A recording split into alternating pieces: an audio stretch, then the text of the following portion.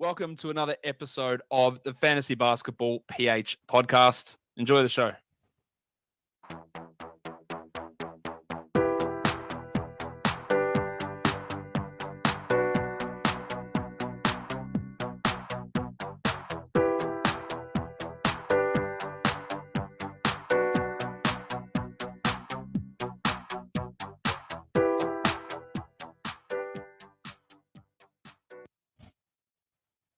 What is up, mga paps? How are you guys? Welcome to Fantasy Basketball PH, your Filipino brand of fantasy basketball. And again, this is your fantasy papi, Papi Roy. What's up, mga paps? It's been a while. It's been a while. I hope everyone is having a good time enjoying their holidays. And thank you so much for those who will be, participating and joining our live discussion and Q&A for today. This is gonna be special because um, well, first and foremost, I would like to welcome myself back from being kind of like incognito for quite some time. So I'm super happy to be with you again.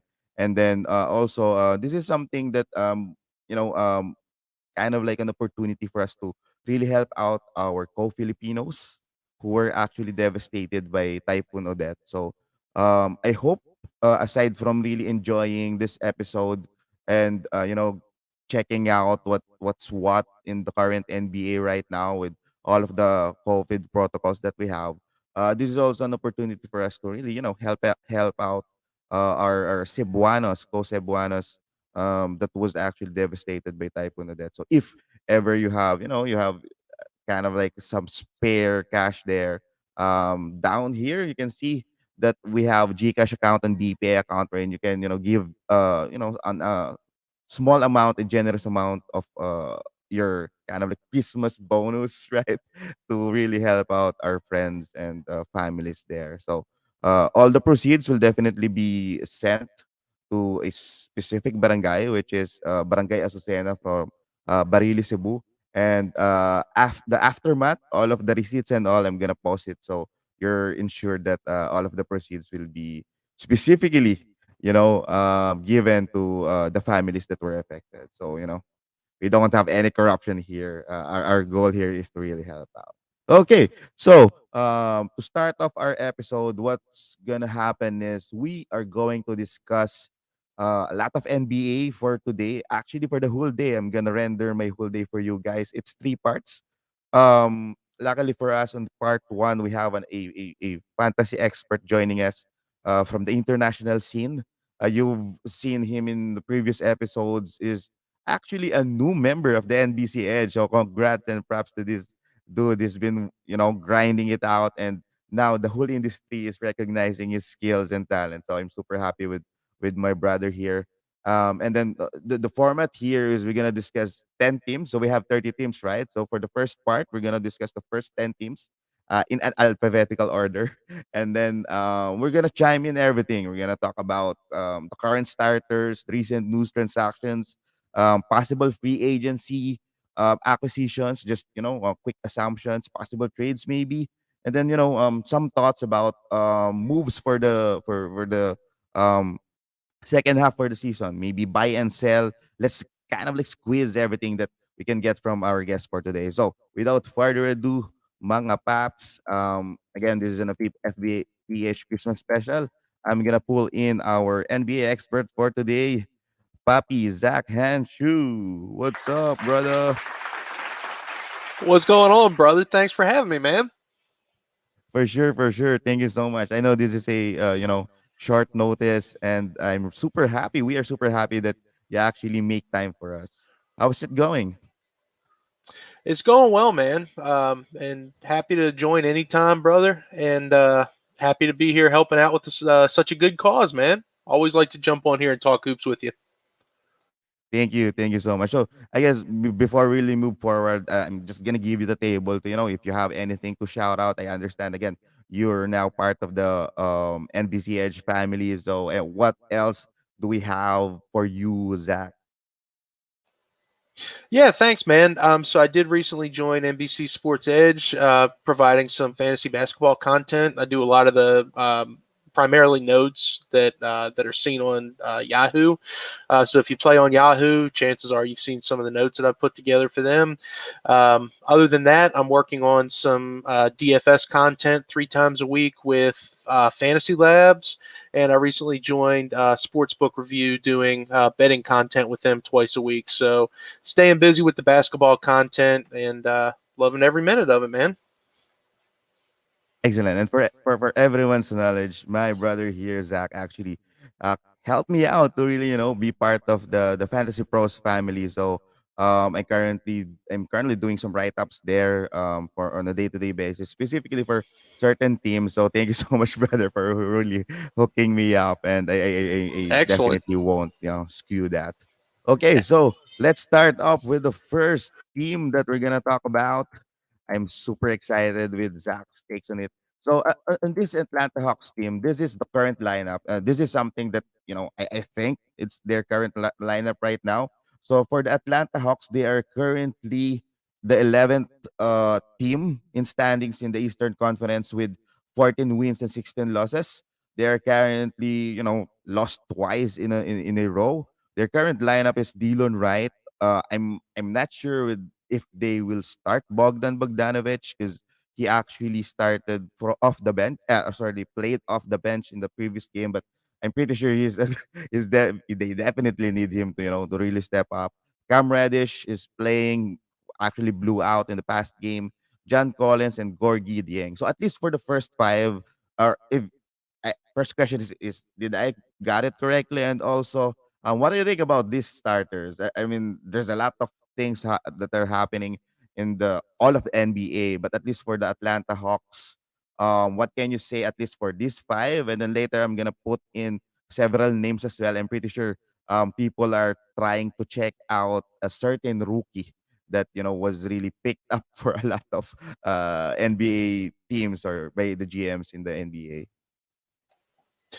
Yeah, man. So the Hawks are not, they're pretty much like every other NBA team. They've been hit pretty hard with injuries and with, players being out with health and safety protocols. One guy that I think just comes to mind right away is John Collins, just because he's healthy. And, no matter how many talented players Atlanta adds to the roster, this guy continues to put up top 40, seasons for, if you play in 9-cat leagues, this guy is just consistent as they come. He doesn't really hurt you anywhere. He's very strong in just about every category. So he's the first one that jumps off the chart for me. But yeah, I think it's worth noting that Cam Reddish scored a career high 34 points yesterday. I think he took 23, 24 shots to get there. So obviously he's going to be shooting the ball. He has the green light now with that backcourt basically. Trae Young's out, Lemon Pepper Lou's out, Kevin Herter. And DeLon Wright is, he's a deeper league streamer. He's not anybody that I'm really going to count on if I'm in a 12-team league, unless which maybe I am desperate at this point. I don't know. So yeah, I think Bogey comes back and hopefully gets them some offense that they need. But for right now, Cam Reddish, man, he looks like somebody that is really going to be a great streamer if you manage to get him. Yeah, I agree. By the way, I think at least for today, it's gonna be Sean Hayes that's gonna be starting at two. He actually started before. Another person that I would like to put in the table here is number one is Onyeka Okongwu. I think he's one of the most added player in the past day. I personally think people kind of like forgot how good was Gorgie Dieng is. In the past game, they kind of like split minutes, 22 minutes for Gorgie, and then 18 for Onyenka. I do understand the upside for Okongwu, but what do you think about these two bigs? Who do you think will have a better fantasy value in terms of at least a stream type of a player, or do you think as time goes by? They will at least for the next 10 days, I guess. They will continue to split their minutes. Yeah, I would. I mean, from a fantasy perspective, I would love it if they just let one or the other just kind of get more run. For what it's worth, it looks like Okongwu is going to be starting tonight after Dang started the last game. So yeah, I definitely think the upside is with Okongwu. Dang has been He's been kind of a lower end streamer, when he's been given minutes, but definitely upside is with Okongwu. And as you mentioned, I think people, or you said that about Dang, but I think it's true of Okongwu too. I think people forgot how good he was when he was drafted number 6 out of USC. Oh my gosh, I guess that was just last year, right? So he hasn't been in the league very long. He hasn't appeared in too many games. Obviously, he's been, out for most of this season already. So, yeah, I think the upside's with him. And if you want to take a shot on him, I definitely think that's a good idea. Yeah, I do agree, especially in Dynasty. I think if you actually forgot about Okongwu, I think for me, he is actually the best big man in the previous rookie draft over Wiseman, I guess. Wiseman has a lot of upside in that level, but in terms of defense, maturity, well, at least as a big man who actually could, adjust on the system of the NBA, I think Okongwu plays better. We've seen it in the FIBA actually. So if you kind of forgot about him in dynasties, you should actually give an interest for Onyeka Okongwu.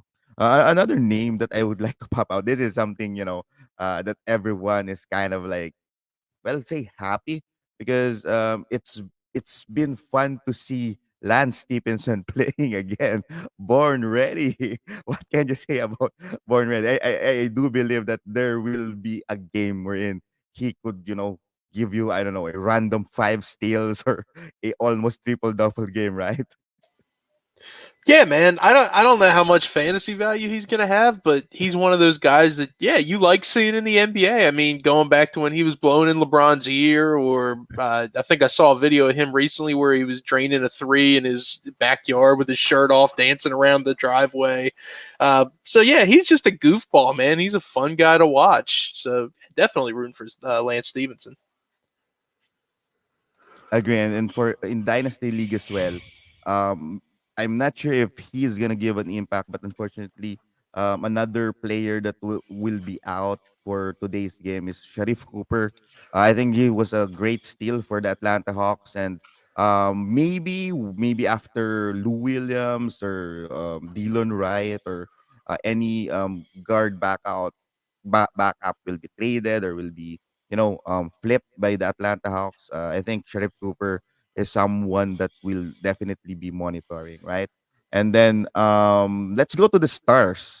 Trey Young, were you happy with his performance in this season? And also, what are you expecting from him in the upcoming second half? From Trey Young, man, I don't see how you can be, disappointed with his performance so far, right? I mean, so I think before the break, he went, I'd have to look it up here, but it was what, 6 or 7 games in a row with 30 points. He's averaging, I think, 25 and 9 again for like the third or fourth season in a row.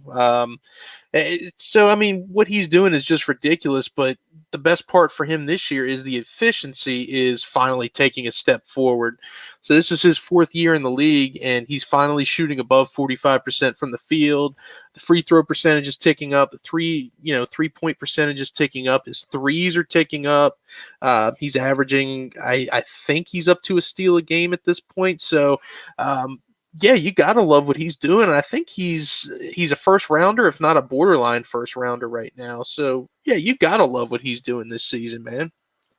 And good thing about Trey's game is I noticed that after like a shaky start in terms of the free throw attempts, he's been hitting up to like 10 attempts for the past few games before he got health protocol. So super happy to see that. Hmm. And someone that I'm gonna also chip in here is how about Clint Capela? Do you think he's a buy low? At least especially now that he's out because in some sense he's underperforming just because of the comparison of what he produced last season, right? But he's still providing decent stats. But I think the contract of John Collins kind of like really push Atlanta to give more to John Collins over Clint Capella. Yeah, I think so. And I don't know if he's necessarily a buy low. I mean, it just depends on what you are able to trade for, to acquire him.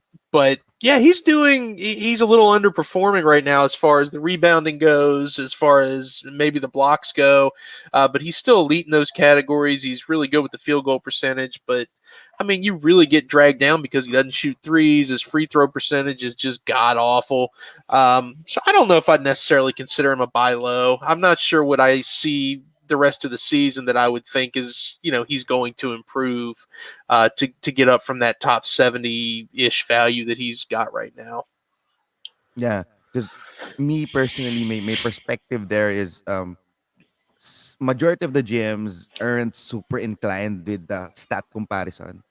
It's more of like how they feel that, hey, last season this dude is giving me these stats, and this season I'm not getting it. So maybe they can, if the moment they get frustrated, I usually suggest our viewers here to really, put in some pressure in terms of shooting trade offers, because at that point GMs are in their best state to really do some solid transaction. So I think I see some opportunity there.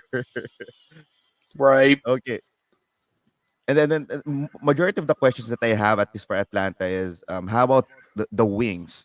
So there's a lot of people that are still holding the Andre Hunter in their IL slot, and given that there's a lot of COVID protocols that are happening, they're actually asking, do I actually, drop um, DeAndre Hunter or even Kevin Herter, especially with Bogdan back? These are coming from GMs that are kind of like in the league with 16 deep and bigger. So, what's your thought about holding Hunter or Herter? Yeah, so Hunter he's estimated to come back, the first week of January, I think, is the latest I saw, or maybe the second week at the latest. So he's not too far away. I think Kevin Herter, if you're trying to decide between both of those guys, Herter is an easy drop for me. I mean, in a 16-team league, yeah, maybe you want to hold on to him, but, he's outside the top 175. I think, especially with streaming, 10-day contracts, and everything going on now, I think you can find somebody of equal value on the waiver wire that's going to get you some production right this very second. And of course, if you need that, I think he's fine to drop. Hunter is a good speculative guy to hold on to, but again, if you really need the production now and you don't want to lose for another 3 or 4 weeks in a row, yeah, go ahead and drop him. I mean, you do what you got to do at this point. Agree. And then possibly a couple more questions for Atlanta is, do you think they're gonna be doing some medium to small transactions to make their team better? Because looking at it, they're one of the teams that are kind of like deep, to be honest. But the thing is, they have a lot of injury prone players like Gallo, Hunter, so Bogdan as well. So do you think they're gonna do some move, because they are actually underperforming in terms of what is expected from them? There's a lot of teams in the East that are actually shocking people, like Cleveland and Charlotte and even Washington Wizards. So what do you think are possible moves by Atlanta, at least by trade deadline? I'd love to see them make a couple of moves, but I just looking at the roster, I'm not sure who they would, who are they going to trade? So Trey obviously is not going to be traded. Collins is not going to be traded. Maybe they move Clint Capela and they try to, keep Okongwu in there because he's been playing well the last couple of games. I'm not sure who's going to want Gallo. I'm not sure what you're going to get for Herter or Reddish, or I think Reddish stays. I'm not sure what you're going to get for Hunter. I think they want to keep him and see what they have with him too, as long as he can stay healthy. So I'm not sure, man. The rest of the roster is, mostly veterans other than, like you mentioned, Sharif Cooper.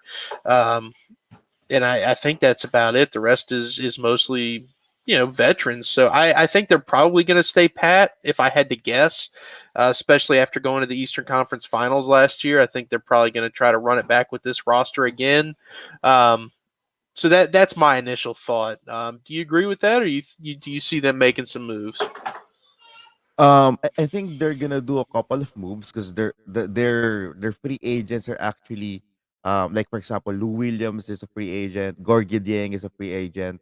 Well, TLC and Solomon Hill is a free agent.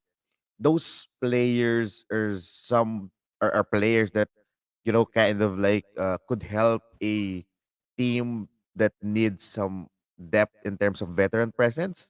Wherein, on the other hand, Atlanta needs more space or more playing time to their wings, especially their wings, because they have a lot of talented wings there. So I'm thinking they might, you know, um, create a space for those wings and maybe trade like for example maybe Gorgie Dieng now that Okongwu is actually healthy, and then possibly like a Lou Williams, because Lou Williams is gonna be a good trade chip because everyone knows how good Lou Williams is. If you need a spark plug from the off the bench, he could definitely um give that to you. But the big question there is how confident is the Atlanta Hawks that Bogdan or is actually healthy, because that's gonna be his role if ever Lou Williams goes away, and that goes as well with DeAndre Hunter. So that's my thoughts. But yeah, Atlanta Hawks should really push the button because they are people are expecting them to really play better. Okay, so let's move now to the next team, the Boston Celtics. Their current lineup is Jalen Brown, Marcus Smart, Romeo Langford, Jason Tatum, and Robert Williams. Currently, they are actually what, eighth? Surprisingly, they had some runs, but I'm not super excited with how are they performing right now. I think um they are one of those teams that aren't that organized compared to other teams. So I'm pretty kind of like disappointed on what they're performing right now. But for you, Zach, especially for their two stars, Jalen Brown and Jason Tatum, do you think those two could definitely or could actually um, bring the Boston Celtics at least in the top four or at least in the top eight for the Eastern Conference? Ah, God bless you. Yeah, so if you're talking about if these two guys can carry the team, yeah, I mean, absolutely, dude. They're both, and I'm not sure if it was this show where I said this before or another show that I was on, but I don't think Jalen Brown is miles behind Jason Tatum as far as talent goes. I think they're both Tatum's obviously the better player, but Jalen Brown is really excellent himself. So if you're talking about two guys that can that can score, that can carry a team, and just get a bucket and win, yeah, I think those guys can definitely do it. It's just the supporting cast around them. I'm not sure is enough. As you mentioned, they've been definitely underperforming this season.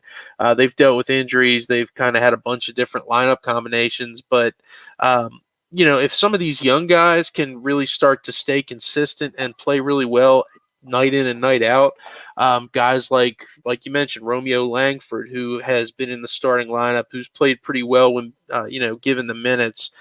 Guys like Peyton Pritchard, who has been just like a walking bucket at the end of games. They've had him in the fourth quarter over like a Dennis Schroeder.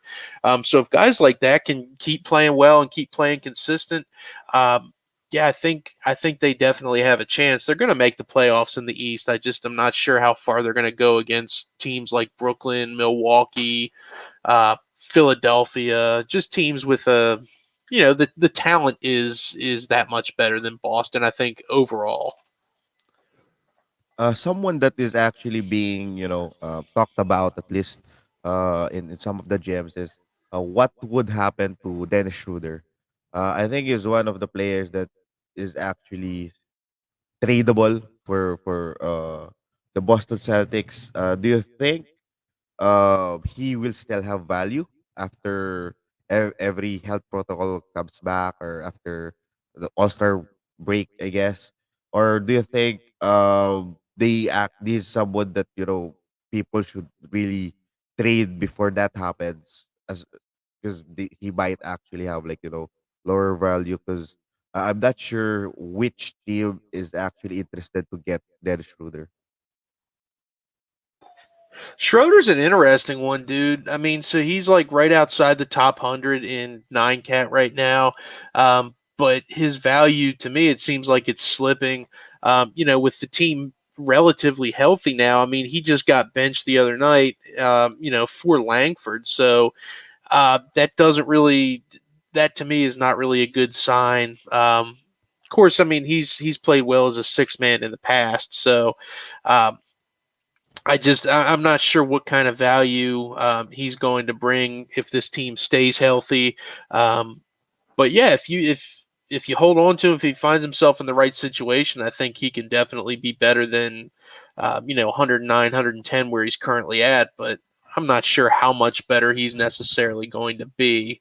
To me, he kind of profiles more as like a volume shooter who can get you some assists sometimes. But um, yeah, How about Al Horford? I personally think that Big Al is someone that is kind of like important in this team. He's kind of like the glue guy. For them to really succeed, I think they should stick to giving Al Horford bigger minutes than usual. I think needs to be in the court most of the time. That's kind of like a hit on Time Lord, but if they really want to succeed, I think that's the direction I'm seeing. So, do you agree with that, or Yeah, definitely, man. I think Horford is just the basketball IQ that he brings. I mean, he can do a few things that Time Lord can't do. I mean, right? He can stretch the floor. He can shoot a three. Horford is an excellent passer for a big man, which is something that Robert Williams is not at this point. And you rely on Robert Williams. You say, oh man, he blocks a lot of shots, but Al Horford is, really good on defense as well and blocks, 1.5 a game this season for him. So, yeah, he brings a lot more to the table, and he's not a liability from the free throw line either, like Robert Williams is. So, they're definitely going to keep him in there. I mean, you notice Joel Embiid went for 41 the other night against Boston with Horford out of the lineup. And, Horford is the type of guy that, due to his IQ, knowing where to, how to position himself against the, offensive players like that, he's been a thorn in Embiid's side, when they've played each other in the past. And he's that type of guy you want against a player like Embiid. So I totally agree with you and totally agree that it's a hit to Time Lord's value, which it's been this season.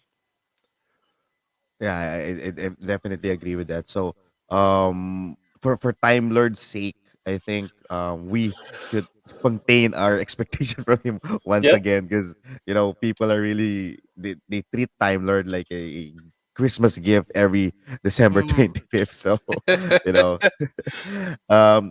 possible two players that I would like to also get your thoughts about is these two vets, like super vets. They actually have Joe Johnson, ISO Joe finally gets back to the NBA, and then CJ Miles. Do you think they would at least have an impact in in the next games? But compared to other teams, Boston still has their core members, so I'm not sure if they're actually relevant to be added, unless you want to just get a snippet that hey, I got ISO Joe in this season. Yeah, I think it might be fun to have Joe Johnson on your fantasy team, like you said. Just say, "Hey, I got him on my fantasy team." But at this point, man, with everybody's rosters hurting so bad, people being out due to protocols and other injuries, I don't even think people can afford to have Joe Johnson on their team. So, love to see him hit that that elbow jumper the other day. Yeah. Scored 2 points, but he's not going to have any value, like you said, man. Boston's at pretty much full strength. He's there as a depth piece. It's great to see him in the league, obviously, but no fantasy value. I just wish they just give more minutes to their youngsters, because you've mentioned Peyton Pritchard. He's a walking bucket, but for some reason things went up and down for Boston, but he still hadn't had that limelight to really provide. A couple Yep. of players that are kind of like in the floating status for the Boston Celtics. Josh Richardson. Gone are the days that Josh Richardson, is actually that 3 and D, someone that kind of like part of the top 5 guards that can produce blocks in the league. Those are kind of like gone. He showed some glimpse of hope. In I think there was a game that he scored 20 plus points, right? Do you think he's still rosterable at least in the 20 deep league or 30 deep league? Yeah, in a 20 or 30 deep league, absolutely, man. He's like right outside the top 150 right now. So, yeah, absolutely. He is, if he can make some small improvements, get a little bit more, I think he's playing like 25, 24 minutes a game, something like that. If he saw a little bit more playing time, he would be rosterable in a 12-team league. But uh, I just don't see that happening for him unless there's a whole bunch more injuries. But yeah, in a deeper league, certainly he should be on a roster. How about Grant Williams? Grant Williams has been a good role player for the Boston Celtics. Not super friendly in terms of fantasy, but there's several games that his defensive stat is kind of like gravy. But uh, when I looked at it at the long run, he's just like a 3 point guy, rebound guy. But what do you think? Is he someone that could actually get a bigger role just in case there's a trade or someone goes down? Yeah, he's a dude that would have significant value if there was any sort of injury or trades or things of that nature that would open up more minutes for him. I think it was the first 2 or 3 weeks of the season that he was. I want to say he was like a top 100 guy. I know he was really really producing there at the beginning of the season when he was getting some extra minutes. So. Or it might not even been at the very beginning. It might have been a couple weeks into the season, but there was that period where he was seeing 25, 30 minutes a night and was really putting up some good numbers. So, yeah, I think he's that type of guy. For right now, though, based on his current role, he's a deep league guy. Absolutely. He's not getting enough run right now. And speaking of trades, something that I would ask your thoughts about is the Jalen Brown, Ben Simmons, rumor. Is it something that Do you think there's some legitimacy in that angle, or it's it's a far fetched trade rumor?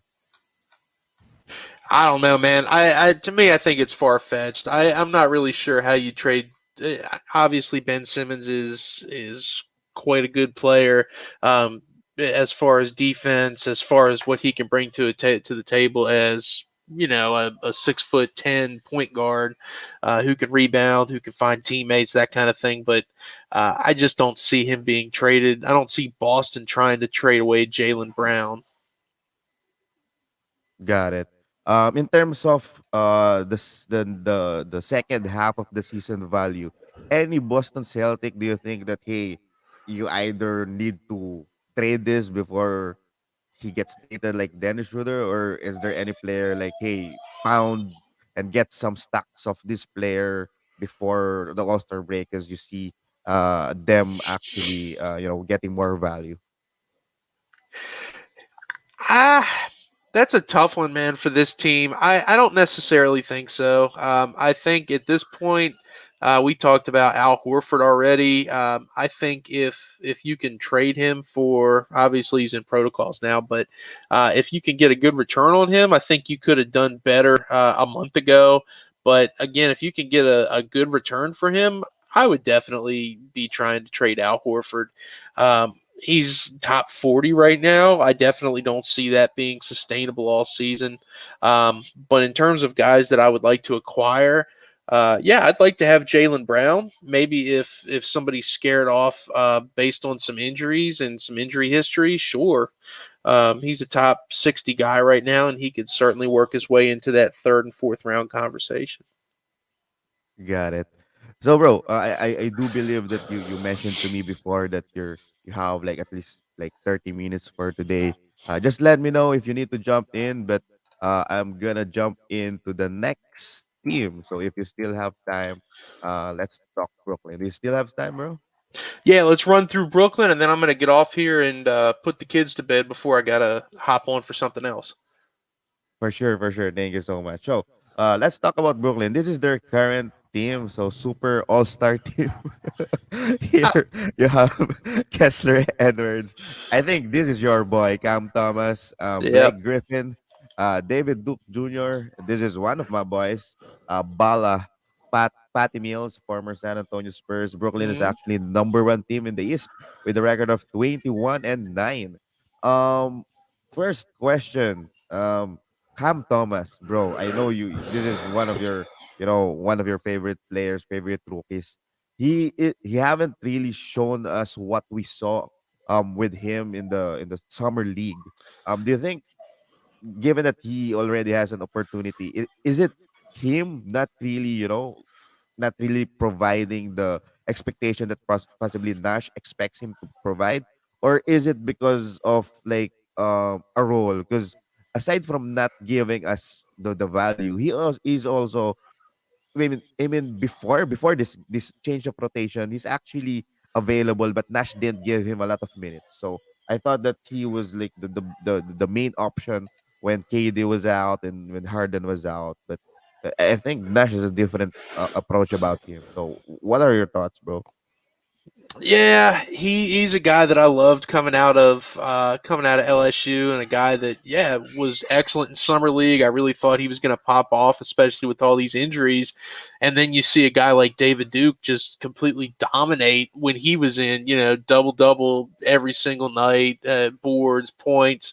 And meanwhile, Cam Thomas goes 7 for 20 when he gets the start the other night and scores 15 points on 20 shots. So. To me, I thought he was out there acting like Dylan Brooks, and very, very disappointed, man. I think he's definitely shown some flashes. Um, that game was pretty rough, and he's had a couple of other really inefficient nights. I think he's shooting like 30. He's shooting below 40%. So but of course, I mean, we saw Cade Cunningham shoot his way out of that, early season slump. Not to say Cam Thomas is him, but we know with rookies that they can start out slow and kind of work their way out of those kind of things. But yeah, I'm pretty disappointed thus far, man. He's a clear hold for me in a dynasty league, but I'm disappointed with what I've seen thus far. And then given that they actually signed players like Shaq Harrison, they have Yeah, James Ennis and Galloway. Those are players that if you give them the ball, they'll definitely do some yeah, Dylan Brooks J's. So this it's gonna be tough for the kid, right? But yeah. as of the moment, I think one of the best acquisition for the Brooklyn Nets that you can see in your free agent pool is Uncle Blake Griffin. I think he could actually provide good value, at least now that he's kind of like the lone star available in this team. I think he's a good trade piece if ever GM won't recognize that eventually when when the boys comes back, he won't have any value. Do you think some GM could actually, recognize that? Possibly a league wherein a win every week is important. Maybe that's something that someone like Blake could have value. But do you think he could overtake eventually um, LMA at some point? Because before the COVID protocols, he's out of rotation, bro. Yeah, I think he's back just out of necessity. So his last three starts, he's played. Yeah, he's played pretty well. He's given you assists, rebounds, points, some defensive numbers.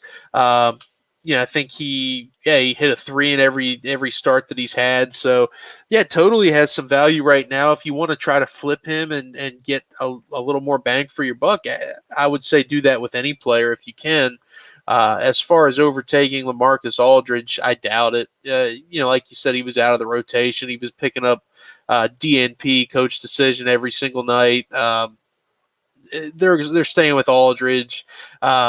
They're bringing guys like James Johnson, Paul Millsap, guys like that off the bench over Blake Griffin. So no, I don't think he has Nick Claxton. I don't think he has a ton of value once everybody's healthy again.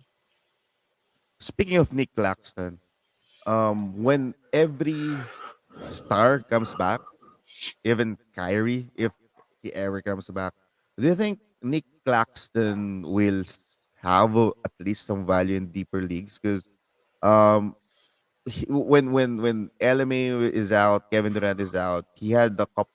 I guess at least a game that he looks good. Unfortunately, he doesn't rebound that well in that game, but he has some good points, field goal percentages, and then some defensive stats that we actually are salivating before. But we also know that there's always a scenario in he doesn't play because they have Lamarcus Aldridge, they have Paul Millsap, they have Blake Griffin. What can you say about this young stud? Because he's been on our radar but haven't really harvested that value. Yeah, man. For a lot of the reasons you mentioned, he just doesn't get playing time. His per 36 are, they're juicy, dude. 14 and 10 with 3.5 stocks. So those are just huge numbers that he kind of reminds you of like a Robert Williams, like really excellent on a per minute basis. Really needs to get some more minutes. It's not happening right now, and I'm not sure that it does happen on this team. I think if he gets traded, or maybe there's just some long-term injuries, then we could really see him explode. But until then, he's just not getting enough playing time to really be viable. Got it. So let's talk some stars. I'm impressed with Kevin Durant, not just because of his stats, but just for being healthy. I think I really didn't expect that he's this healthy to the point that he's playing a lot of minutes. Um, James Harden and Kevin Durant, what would be the impact when Kyrie comes in? Because they are thinking that Kyrie plays. I do believe that it won't be like a lot of games, but there's definitely an impact to those two stars. What do we expect when Kyrie comes back? That's a tough one, man. I mean, so both of these guys have been, top five players so far. A few things that I don't think change. I don't think Harden's assist rate is going to go down because Kyrie is, last year when they were playing together, Kyrie was the two, Harden ran the point. So I think one of his major strengths for fantasy is his, it's his assists, it's his free throw percentage. Um, in addition to all the other things he does. So those things I don't think will be affected negatively. For Kevin Durant, again, great efficient shooter. Those won't go down because Kyrie's in the lineup. Rebounding won't go down because Kyrie's in the lineup. This is one of his best rebounding seasons of his career. Same way with with his scoring, I think he's still leading the league in scoring at almost 30 a game. So that might take a little bit of a hit, but yeah, I think these guys are still both probably first round guys, even with Kyrie in the lineup. And speaking of Kyrie, the tons of questions that I've been getting. Um, how would you value Kyrie? Obviously you're gonna him up, but if you're in a shallow league, do you still pick him up? Given if you kind of like strategize the number of games that he will play, I saw some news that he will eventually play some away games. I guess I'm not sure if that's correct, but how do you value him? And also, aside from valuing him for your own roster, do you think he has some trade value if you have Kyrie and then you want to flip him up? I think he has. I don't know if he has trade value just on his own, but I think if you were to, try to trade a good player for a great player, and you say, "I'll trade you this guy plus Kyrie to sweeten the deal," I think that might be something you might want to do as a package just to sweeten the deal. Um, for Kyrie, man, I mean, his upside is first and second round value. His floor is probably, I mean, even if he's only playing, the away games, even if he's a little rusty, what's the floor? Fifth round value, sixth round value at the very lowest. Um, and how many of those type of guys are you going to find floating around on the waiver wire or available for very cheap in a trade? So I think the risk at this point, knowing that he's probably going to be back to play at least half of their remaining games, I think it's a calculated risk, and I think it's one that if you can get a good deal, absolutely try to grab him. Got it. How about trade in real life? Rumors has been circling around Ben Simmons and Kyrie Irving trade, but I think it's a long shot because the fact that Kyrie is kind of like saying that, hey, if you trade me, Brooklyn, I'm gonna retire or something. Yeah. So, what do you think about that? Do you think with this current roster, even without Kyrie, Brooklyn can actually win, or they need to do a couple of moves, especially with I think it really hurt them when Joe Harris was out. I think Joe Harris like has a very good role in the lineup. Patty Mills is actually playing one of his best season. But what's your thought about these trade rumors, and if ever they will have a trade, what do you think is their best move? Yeah, I agree that Kyrie is the type of guy that will retire. He'll make good on that promise. He'll retire if he's traded. And I don't think any real life NBA GMs want to touch him with a 10-foot pole, given what we've seen this year and what we've seen in the past for him, where he just one day he loves playing basketball and one day he'd rather pursue something else. So if I was a GM, I would feel the same way. You got it, bro. And then I took note of this question as well. Rest of the season value for Lamarcus Aldridge. If he can stay healthy, probably stay as a top 100 guy. I mean, if he's playing the same, if he gets back to full strength and doing what he was doing before, top 100 guy, I think for sure. Shooting, points, rebounds.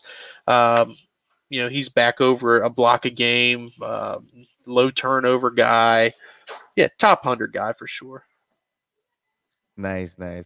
And before we, let you jump in and tuck in your kids, couple of questions here. Any players in the whole NBA that you're kind of like targeting or expecting something big or drastic in the second half of the season? Nobody that comes to mind off the top of my head right now, man. Still at this point, I'm just trying to get through week to week now with all the with all the injuries that have been, kind of racking my teams and stuff. So, not sure at this point. Yeah, is there anybody you had in mind? Well, I think rookie guys or backup guys, like for example Alperen Sengun is someone that is definitely in my radar. He's been in my radar, but I don't know, the coaching staff still messing up his minutes and his role. Another player that is kind of like is in my radar as well is Nickel Alexander Walker. I think he has a chance to flip it around in the second half of the season. So those kind of players are in my current radar. Um, Reality wise, bro, with what you see in the NBA, who's gonna win the Eastern Conference? I think it's going to be Milwaukee again. I just don't trust Brooklyn. I think they're the most talented team, but I don't trust them. And I think now that Giannis has figured out how to get through the playoffs and win the finals, I think it'll be Milwaukee again. How about the Western Conference? At this point, I think I will have to go Golden State. I think Phoenix still has a real shot at it, but as far as star power goes, Steph Curry he's the most talented out of those two teams easily. So it's going to be Golden State for me. Who's gonna win the NBA Finals? Ooh, oh man. You know what, man? I'm gonna have to go Milwaukee again. I think they repeat this year. Nice, nice. And who is your regular season MVP? It's gonna be Curry at this point. Yeah, I also love Curry. And then lastly, bro, this is good. I think this is something that might be kind of like tough in some sense. Rookie of the year. Ooh, I mean, obviously, it's going to be a two-way race between, Mobley and Scotty Barnes. Uh, I think I'll have to go with Barnes just because Mobley's hurt right now and is going to miss a little bit of time. And of course, that didn't really hurt LaMelo last year, right? He ended up winning Rookie of the Year even though he missed some time. But I think for me, That's such a tough one. I'll lean Barnes right now, but it's so close, man. It's almost a coin flip. Yeah, I haven't really decided. It was pretty clear in my mind it's gonna be Mobley, but like your angle is, I was thinking, hey, if Scotty Barnes plays like the Anthony Edwards before, and then Mobley is more hurt than Lamelo before, then it's now super close compared to the Lamelo Edwards case. But yeah, well, bro, thank you so much. It was fun to really have you back again in the show, and I'm pretty thankful that you make time to join us, especially in this special event or special kind of like a show for a cause. So thank you so much. Do you have anything to say to our viewers or to anyone who'll be watching this later? Yeah, man. If you're able to donate, please do. I think this is an excellent cause, and I think this is great that you put this together, Poppy. So thank you for that. And to everybody out there that celebrates, that's listening to this, Merry Christmas, Happy Holidays, Happy New Year. And I hope you're having a wonderful holiday season with your family.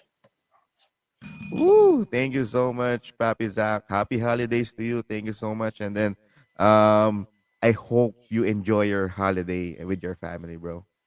Same to you, my friend. Thanks again. Thank you. All right. See you Bye bye. again, bro. See you, man. Bye. Okay, mga paps. So, pwede na tayong magtagalog ngayon. Tapusin na natin yung natitirang 10 teams. So, ganito yung mangyayari, mga paps. Later, in our part 2, 10 teams again. And then may magjo-join sa atin. And then, this time, local fantasy analyst naman yung dadating. So, sundutan na natin to, Charlotte Hornets. Ito, medyo malalim na team to, mga paps. I think this is a team that isn't really impacted with those COVID protocols. They are surprisingly current at number 9 sa East with 16 wins and 17 losses. Okay, so ang current first five nila or starting five nila is Terry Rozier, Lamelo Ball, Gordon Hayward, and Miles Bridges and Mason Plumlee. I think pretty straightforward ng Charlotte Hornets, mga paps. It's still Lamelo's team, Rozier's team, Hayward's team, Miles Bridges. Almost maraming fantasy goodies dito sa Charlotte Hornets.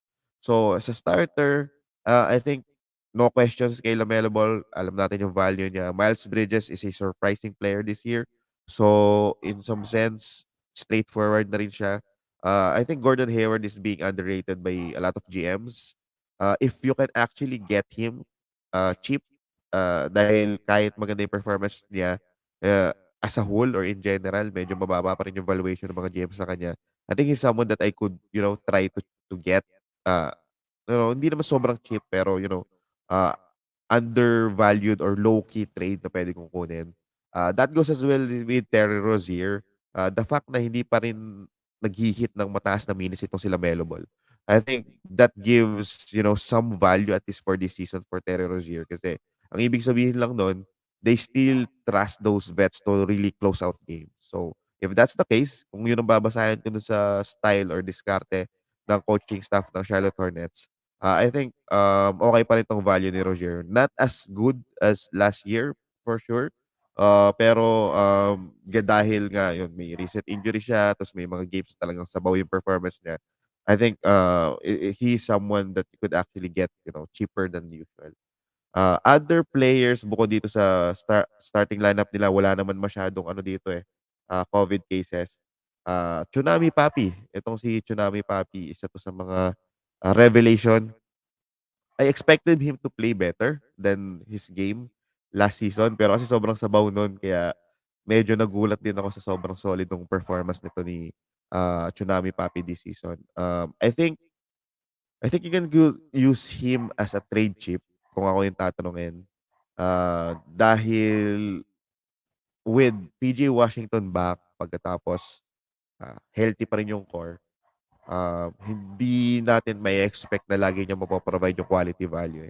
So kung ganun lang din, the moment na magkaroon siya ng mga magagandang games, try to sell high in some sense. Hindi naman super high kasi um, well, depende kasi ano din naman pala yung naming value ni Tsunami Papi, okay din sa in general. So, makakakuha ka ng good player. Pero feeling ko hindi ka makakakuha ng sobrang solid na player out of Kelly Oubre. Another player is PJ Washington. Ngayon pa lang natin makikita kung how consistent he can be even if Mason Plumlee is still playing. So, looking at it, okay naman. Mas nakakakuha na siya ng momentum, mas may playing time na siya. The stats are there, pero definitely hindi katulad ng last season. So, uh, it's still a watch out for me. Ganun pa rin yan. Maghahati sila kapag malaki yung kalaban. Mas may playing time possibly si Mason Plumlee and then i-expect nyo na posible mag-fall trouble si PJ Wash. Pero in general, out of position, hindi pala out of position, snipes and blocks, yan talaga yung aasahan natin kay PJ Wash. Other players of the bench here, ano to random na value, depende kung sinong yung wala eh. Like for example, Cody Martin, gumagawa din paminsan itong si Jalen McDaniels, that goes as well with James Bouknight. So, inconsistent, pero yan yung mga players na dapat yung i-check kapag nagkaroon ng possible trade or may injury or may ma-out dito sa lineup nila. They are one of the teams na medyo healthy. So, as of the moment, medyo hindi natin i-expect na may swing of usage dun sa mga players na yan na banggit natin. And then, let's see kung anong magagawa ni Liangelo Ball. Kung ano mo yun, sorry, kung makakapaglaro pa siya ever dito sa Charlotte Hornets. Hindi ko na na-track eh kasi ang alam ko there was a month na parang na-sign siya, tapos na-wave siya. Pero tingnan natin kung mabubuo ni LeVar Ball, yung dalawang Ball brothers na anak niya dito sa Charlotte Hornets. Wala naman ako nakikitang major changes. I think solid na yung lineup nila. They need to win. So it means that they might actually lean more to their core members moving forward. Asahan natin more minutes to Hayward, more minutes to Bridges and Lamelo and Rozier as well. Hopefully more minutes for PJ Wash. Tapos ang kanilang six-man or their off the bench spark plug is Kelly Oubre. So feeling ko maglalaro lang doon. Especially na kailangan nila ng magseryoso. They're almost there sa top 8. So I'm expecting more wins for Charlotte Hornets. Tingnan natin. Dapat ma-take advantage nila tong nangyayari sa COVID. Next team natin is the Chicago Bulls. Itong Chicago Bulls, one of the hottest team right now. Actually, off the bat eh. One of the hottest team agad sila. Not only because of the highlights, but because of, yung acquisition and then the record as well. Because they are actually second in the Eastern Conference with 19 wins and 10 losses. Unfortunately, dun sa mga owners ng mga main man ng mga Chicago Bulls team, especially Zach LaVine, medyo pahinga muna siya ngayon. So, lagay muna yan sa IL. Ang current lineup nila is Lonzo Ball, Javonte Green, Alfonso McKinney, I think. Hindi ko sure eh, pero feeling ko siya yung mag-start dito. DeMar DeRozan and Nikola Vucevic. Masasabi ko lang dito sa starter nila, alam ko na injury ata or out ko si Alex Caruso. So, watch out for the player na hindi ko nalagay dito. Pero si Kobe White, maybe this is the time wherein Kobe White gets value. Especially na wala na masyadong aasahan dito. Obviously, Lonzo Ball, Vucevic, and DeRozan is still here. So sila yung main na magkakaroon ng value dito. Given that wala pa si Zach LaVine, I think it's a good chance for owners of DeRozan or Vucevic to sell high in some sense kasi syempre more usage for them, especially DeMar DeRozan. Ito yung pinaka-surprising actually dito sa Chicago Bulls. Silang dalawa ni Alex Caruso para sa akin yung medyo surprising. Ako, in-expect ko na yan kay Lonzo, in-expect ko na kay Zach LaVine, pero itong si DeMar DeRozan para to really get that a lot of value despite the players that he has right now playing with uh, Zach LaVine and Vucevic, sobrang solid nun, nung mga nakapag-draft kay DeMar DeRozan. So feeling ko pretty much straightforward tong sa Chicago Bulls. Ang nakikita ko lang na butas dito is yun nga, kay Kobe White and then maybe kung makakalusot kayo, matrade nyo si Kobe White bago babalik ulit sila Zach LaVine and sila iba pang mga players, makakuha kayo ng value doon. In Dynasty, stick with Patrick Williams. I think he has a specific role dito sa Chicago Bulls. nabanggit ko na 'to before sa post and even sa mga live, actually recorded episodes natin.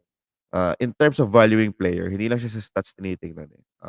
Patrick Williams is almost, hindi naman sobrang similar or sobrang equated kay, Isaac Okoro, pero sila yung mga players na gusto talaga nung team. So the Chicago Bulls organization will definitely kind of like put those rookies or those players in a situation na magsa-succeed sila. So, may tiwala pa rin ako dito kay Patrick Williams. Imagine having Patrick Williams na na hino-hone nila to be defensive player plus Alex Caruso, 'di ba? Tapos may Lonzo Ball ka pa. It's gonna be a very good combination defensively. Other than that, wala naman ako nakikitang iba pang value even if merong mga wala na players. Medyo straightforward 'tong Chicago Bulls compared to sa ibang team. So, um, wala, yun lang nakikita ko diyan. Nikola Vucevic, I think mas gusto ko sanang buy low siya, kaso meron siyang chance ngayon to really up his game. So, baka hindi na natin magawa yun. Pero nag-e-expect ako na magkaroon siya ng better value in the next upcoming half ng season. Next team natin is the Cleveland Cavaliers. So for the Cleveland Cavaliers, ito yung starting five na ginagamit nila ngayon. Ricky Rubio, Darius Garland, Dean Wade, Lauri Markkanen, and Taco Fall. So si Ricky Rubio minsan off the bench, eh. Pero usually ito yung mga maraming minutes dito sa Cleveland Cavaliers. They're currently fourth, surprisingly, with 19 wins and 13 losses. Tingnan natin kung mag-stick to. Uh, Parang napaganda pa, eh, nung nawala si Sexton. So, this is something na medyo i-expect na natin for the Cleveland Cavaliers na talagang maglilin sila dito kay Darius Garland, and Evan Mobley, which is actually out right now. So, yun yung nakikita kong puwedeng buy low, Evan Mobley. Kung mabubulag niyo yung may owner nung Evan Mobley, pero medyo masyadong mataas yung value niya, eh. Parang mahihirapan tayo na makuha si Evan Mobley. Another player na low-key na puwede kong targetin is someone like Lauri Markkanen if you need points. Kasi nabibigyan na talaga siya ng chance dito sa Cleveland, eh. And I think part siya ng plan. I mean, siya yung isa sa mga player na kung iisipin mo, any move na gagawin ng Cleveland Cavaliers will actually benefit Lauri Markkanen. Bakit? What if i-move na nila si Kevin Love or i-move nila either itong si Osman? Siya yung ano, eh, siya yung isa sa mga makikinabang. Even if Ricky Rubio is moved, makikinabang din siya in terms of usage. So, feel ko isa si Lauri Markkanen sa magandang target and low-key. Don't expect big things pero nakakita ako ng value sa kanya. That goes as well with, of course, Darius Garland, pero medyo solid yung value niya ngayon, hindi niyo siya makukuha ng cheap. Actually, medyo sell high siya in some sense. Kasi I do expect na makokontinue yung solid na stats niya. Pero there's a big chance na it will tone down a little bit kapag healthier na yung Cavaliers or they got something, they do a big or a bold move wherein maybe flip Sexton with Kevin Love as well. So kapag may makakuha sila ng any good players, baka medyo may impact si Garland. So if ganun yung possibility, if you can actually get someone that is providing similar value that he provides right now, para sa akin, ano, solid na trade-off yan. Kevin Love obviously is a good trade chip as well. There's a chance na hindi siya i-trade dahil sa sitwasyon niya. Pero, ano yun, you can just squeeze nyo lang kung anong mapipigan natin dito kay Kevin Love. Chedi Osman, tricky to, eh. Kasi as much as we like Chedi, inconsistent pa rin siya, eh. So, medyo hindi ako nagtitiwala sa kanya. So, yun, wala akong masyadong nakikitang value sa kanya in terms of long-term value. For now, dun sa current lineup nila, Osman, okey na kunin. Maybe Valentine, pero wala akong tiwala kay Valentine. Taco Fall if you need rebounds or big man stats. Yun lang, wala na yung iba. Dean Wade, may mga instances na pumuputok siya. So, baka in this run na wala yung majority ng players nila, makakuha tayo ng value dito kay Dean Wade. Next team natin, Dallas Mavericks. So, for the Dallas Mavericks, medyo hilaw kasi yung team ng Dallas Mavericks, eh. Wala akong makitang yung talagang long term na add dito. Puro, pantapa lang majority. So, ang current lineup nila is Jalen Bronson, Frank Ntilikina, Sterling Brown, DFS, saka Dwight Powell. Wala si Porzingis, wala si Luka. Actually, yun lang dalawa nagdadala tapos na wala pala si Tim Hardaway. So obviously, it's gonna be Jalen Bronson who's definitely, you know, have a lot of usage and a lot of exposure. So, yan talaga yung kailangang makuha nyo kung available man siya. Dallas isn't doing well. 15-15 yung kanilang record. Tie sila sa Denver Nuggets at number 8. So, feeling ko maggagawa sila ng move na makakatulong sa team nila. I'm not sure if it's like a Kyrie or Ben Simmons move, pero feeling ko gagawa sila ng move. Kailangan nilang gumawa ng move. Maybe a Tad Young move. So, kung sakaling umabot na tayo dun sa All-Star break, isa yung Dallas Mavericks na subaybayan nyo in terms of dun sa mga possible na value trades na pwede nating mapulot off the waiver wires or off the free agent pool. Other than that, wala eh. Masyadong hilaw or masyadong mababaw yung lineup ng Dallas Mavericks. Wala akong makitang possible angle dito. Kung may pupulutin kayo ngayon, puro streamer lang yan. Hindi ko nakikitaan ng long-term na value. Itong si Jalen Bronson sa DFS lang talaga yung makakuha ng solid na value for at least short term. And then, na madadala nila eventually long term pero hindi ganun ka-solid. Maybe may window kayo to trade for Porzingis or for Luka Doncic.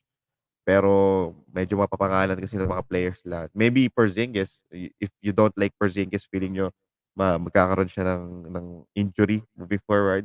So, isa to sa mga best time to trade him kasi maganda yung mga performances niya lately. Unless concerned pa rin sila kung bakit out si Porzingis ngayon. So, yun lang naman dito sa Dallas Mavericks, hindi siya ganun kalalim compared sa ibang team na na-hit ng COVID cases. Kasi dun sa iba kasi, um, may mga injuries din, eh. Dito kasi wala. Punta naman tayo sa Denver Nuggets. Sabi ko nga kanina, same sila ng Dallas, 15-15. Currently number 7. Hindi din siya masyado natamaan ng COVID, pero tinamaan naman ng injury. Obviously, MPJ and Jamal Murray is out. So, ang current lineup nila ngayon is Monte Morris, Will Barton, Aaron Gordon, Jeff Green, saka Nikola Jokic. Um, nakita na natin to eh. Kasi yung nawala lang naman talaga sa kanila si MPJ. Yun yung medyo masakit. So, nag-step up si Monte Morris, Bones Highland, nag-step up din sa atong si Campazzo. Salitan sila eh. Pero pag tiningnan mo as a whole, si Monte Morris yung medyo pinaka-consistent. Pero upside-wise, it's gonna be Bones Highland. So, tingnan natin how it falls out. Wing, Will Barton, it's another Will Barton season for the Denver Nuggets. Para sa akin, rosterable talaga siya even in standards. Hindi consistent, pero with what they have right now, malaki yung role na ginagampanan ni Will Barton. Aaron Gordon is a surprising player. Kung ako sa inyo, I would try to flip him instead. He's doing a decent job, pero I think um, hindi ko ma-source eh kung okay pa rin yung valuation ng mga tao sa kanya. Pero kung ako yung nag-own ng Aaron Gordon, I'll try to flip him. Nikola Jokic, business as usual. Wala naman ibang ano dito. Walang ibang expectation. Kay Jamal Murray, based on the news, feeling ko wag tayo mag-expect. If you own Jamal Murray, drop nyo na lang siya and then try to get other players na pwedeng magkaroon ng value. Feeling ko hindi siya makapaglaro this season. Kung makapaglaro man siya, baka sobrang late na to the point na wala siyang enough value, especially na ira-ramp up pa siya kapag naglaro na siya. So, I don't think he's not worth holding in leagues. MPJ, well, sobrang unfortunate. Isa ako sa nadarag sa nabiktima nito ni MPJ. Pero it is what it is. Ang silver lining lang diyan, try niyo mag-buy low in keeper or dynasty leagues. Pero other than that, medyo wala na eh. Straightforward lang din tong Denver Nuggets. Ang nakikita ko lang dito na yun nga, upside possibly is yung most Bones Highland. Next team natin, the Detroit Pistons. So, ang Detroit Pistons, wag na natin tingnan yung standings nila. 5 wins and 25 losses. Underwhelming. si Cade Cunningham. So, yun yung pinaka-headline diyan. Pero, check muna natin ngayon yung current na lineup nila. So, they have Killian Hayes, Saben Lee, Sadiq Bey, Hamidou Diallo, Isaiah Stewart. Naghihintay pa rin tayong pumutok at yung si Isaiah Stewart pero isa siya sa mga letdown this season. Sobrang na-hype pero hindi siya masyado nakapag-deliver. Tapos nakipag nagkaroon pa siya ng moment with LeBron James. So, tingnan natin kung ano magiging future ni Isaiah Stewart. Ang interesting sa akin dito si Sadiq Bey, if he has been dropped, para sa akin okay siya. The thing is, hindi siya super fantasy friendly eh. At least hindi pa natin nakikita. So, he is trying or they are trying to make Sadiq Bey the 3 and D guy. I'm not sure if he can actually do a good job being that or providing that expectation. Siyempre, madami siyang natutunan kay Jeremy Grant na medyo tradables na sa kanila. Pero, bigyan natin ng room for improvement sa Sadiq Bey. Still, especially sa situation ngayon, feeling ko solid na acquisition or magandang makuha niya si Sadiq Bey. Not a priority add or to trade for, pero okay to si Sadiq Bey. Dahil maraming injury ngayon, di ko alam kung maglaro si Killian Hayes for today, pero Saben Lee is a good add. Hamidou Diallo, we know na scorer to, so tingnan natin. Low-key na pwede magkaroon ng value bigla out of the blue is either Frank Jackson or Corey Joseph, yung dalawang guardia na yun. Malakas kumuha ng bola yun eh. So, mukhang may possibility na magkaroon sila ng value. Long term, I would still hold Cade though sobrang underwhelming na niya. Pero maybe it's a good time for you to buy low for Cade Cunningham. So, okay si Cade. Medyo mahihirapan na siya makahabol sa Rookie of the Year. Pero feeling ko naman hindi siya he will definitely prove everyone wrong. It's either nahirapan siya mag-adjust or sobrang basura lang. Basura ng Detroit Pistons kaya hindi niya mabigay yung laro niya. Feeling ko naman in the long run may potential pa rin 'tong bata. Ano pa ba yung mga makita mga na-shoot na questions is ito si Luka Garza, ano ba magiging future ni Luka Garza? Obviously, the coaching staff hindi pa siya masyado gusto. Sobrang konti ng minutes na nabibigay sa kanya to the point na mas babad na babad pa 'to sila Trey Lyles over him. So, I don't think magkakaroon pa siya ng value at least for this season. Maybe 2 years from now, tingnan natin. Pero wala siya sa plano. Killian Hayes, he is actually playing better than before kasi wala na sobrang sabaw niya before to the point na kahit anong gawin niya ngayon basta decent, better na, 'di ba? Pero feeling ko unti-unti na siyang nakakapag-adjust. Hindi pa rin siya yung in-expect natin. Ako personally, hindi pa rin siya yung in-expect natin na player. Pero if you read dimes and steal, okay siya. Medyo barag lang sa turnovers saka sa field goal percentage. Pero, if wala ka na talaga mapulot sa free agency, pag-isipan mo kasi instead of helping your team, baka naman mas makasama pa 'to si Killian Hayes. So, other than that, wala eh. Wala tayong masyadong mapiga dito sa Detroit Pistons. Yung mga solid na team, baka mapag-usapan pa natin sa part 2 and part 3 natin mamaya. And then last team for this episode will be the Golden State Warriors. So for the Golden State Warriors, hindi pa sila ganun natamaan ng COVID cases dahil yung kanilang main man okay pa, andyan pa. At least yung dalawa. So Steph Curry, napag-usapan na namin kanina ni Papi Zach, uh, front runner for MVP.